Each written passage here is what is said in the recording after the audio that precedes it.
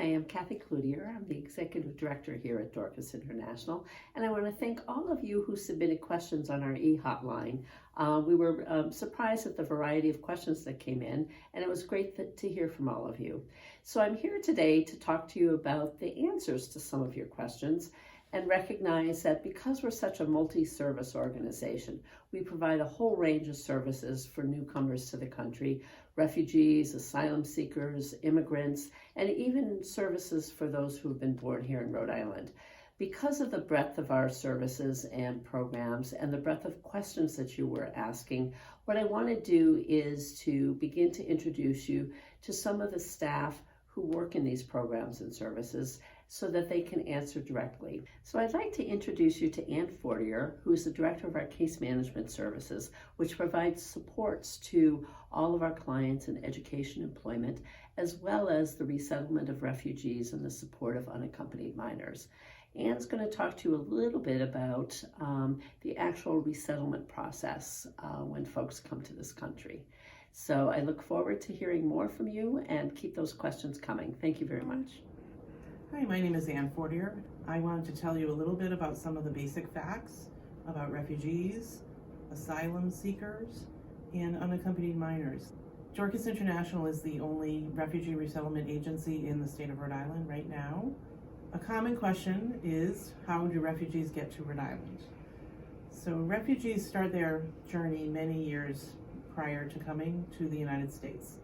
First, they apply to the United Nations overseas, usually from their refugee camp or wherever they have landed after they had to flee their country. And the definition of a refugee is actually from the United Nations. It's a person who was forced to flee their country of origin due to persecution, usually based on their nationality, ethnicity, or religion. It is a designation that they get and must apply for through the United Nations.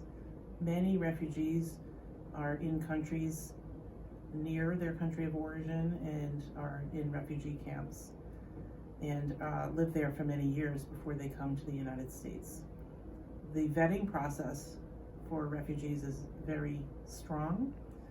They apply for the designation of refugee and they undergo a series of interviews and background checks, medical checks, etc. The definition of an asylum seeker is very similar, except that person is a person here in the United States, and once they get here, they have asked the government to seek asylum. They have asked to have their case reviewed in court to determine that they are fleeing from persecution. So sometimes people are in this country for several years before they end up going to court and having their status determined to be an asylee. So how do they get to Rhode Island? Refugees are applied through the United Nations. They are given an opportunity to come to the United States when their time is chosen. They generally only have a couple of weeks to be ready to get on their flight to come to the United States. And there are agencies throughout this nation that are the go-through for refugees, and they are the ones who assign them to a particular state. So they come to Rhode Island either because they have a person from their family who lives here in Rhode Island, that is called a U.S. tie, and so they are coming to be reconnected with their family.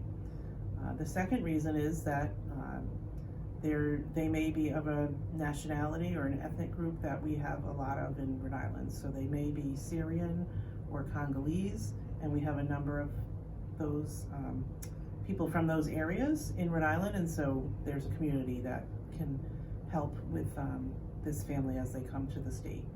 And the third reason is just random. So we take in families, and sometimes we have bigger families that are not able to be resettled other places. So it's really random sometimes why they are in Rhode Island, but we are welcoming nonetheless to anyone who comes here. If you're someone who is supportive of immigrants and refugees to the United States, please join us and look at our website for opportunities that you might be able to help. We always take donations, of course. That helps our program when we have unrestricted dollars to be able to help our clients. In addition, there's our mentoring program and volunteer services that you can apply to, and you may be placed in a classroom or volunteer by helping with our administrative tasks, etc., or mentoring a family. So there are lots of opportunities that way as well. Donations to our clothing collaborative and our refugee resource center, and also there's the opportunity to come to Dorcas International just to tour our offices here, learn more about our programs, and again, there's a link to that on the website. And so thank you very much for listening and for sending questions in to us about refugee resettlement, and I look forward to your continued support.